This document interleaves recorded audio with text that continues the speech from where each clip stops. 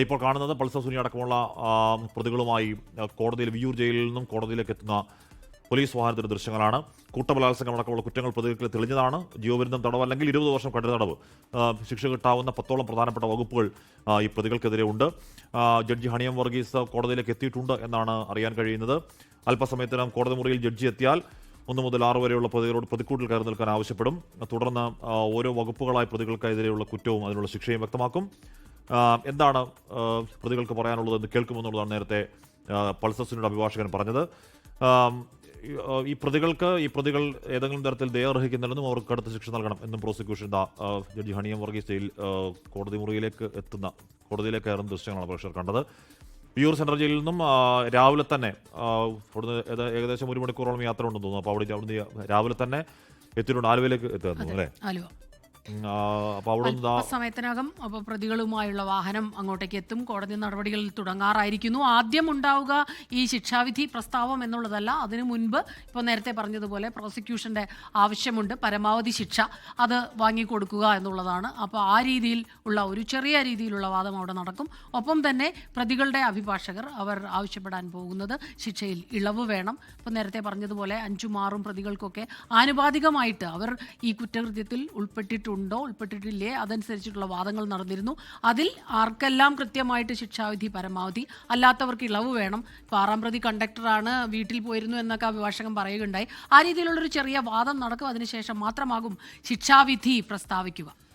പ്രതികൾക്കെതിരെ തെളിഞ്ഞത് 10 കുറ്റങ്ങളാണ്. അതിൽ ഏറ്റവും പ്രധാനപ്പെട്ട കുറ്റം കൂട്ടബലാത്സംഗം, 120B ഗൂഢാലോചന അടക്കമുള്ള കുറ്റങ്ങളാണ്. ബാക്കി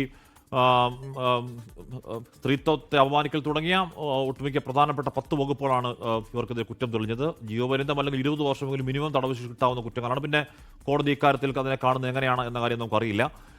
അത് കോടതിക്ക് മുമ്പിലുള്ള കാര്യമാണ്. പ്രതികൾക്കുള്ള ശിക്ഷാവധി എത്ര വർഷം, 7.5 വർഷം എന്നുള്ള കാര്യം ആനുകൂല്യത്തിനായി പ്രതികൾ ഉറപ്പായും ആവശ്യപ്പെടും. കോടതി ആനുകൂല്യത്തിലേക്കാകുമോ കോടതിയുടെ ശ്രദ്ധ പോവുക, അതല്ല പ്രോസിക്യൂഷന്റെ ആവശ്യത്തിലാകുമോ എന്നതൊക്കെ നമുക്ക് ഈ കേസുമായി ബന്ധപ്പെട്ട് അല്പസമയത്തിനകം മാത്രം അറിയാൻ കഴിയാവുന്ന കാര്യങ്ങളാണ്.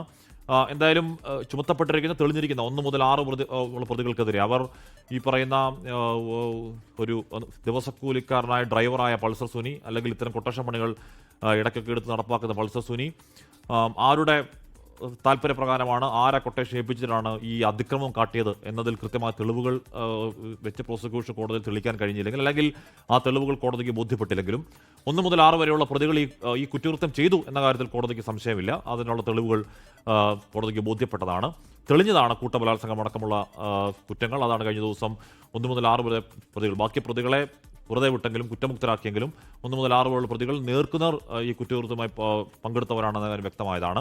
അവർക്കുള്ള ശിക്ഷാവിധി അല്പസമയത്തിനകം ആ കോടതി പ്രഖ്യാപിക്കാൻ പോവുകയാണ്. ജീവപര്യന്തം തടവ് അല്ലെങ്കിൽ 20 വർഷം തടവ് ഒക്കെ കിട്ടാവുന്ന കുറ്റങ്ങൾ അവിടെയുണ്ട്. അതിനിടയിലാണ് ഇവർക്ക് ഇളവ് നൽകണം. ജഡ്ജി ഹണിയം വർഗീസ് കോടതിയിലേക്ക് കയറുന്ന ദൃശ്യങ്ങൾ.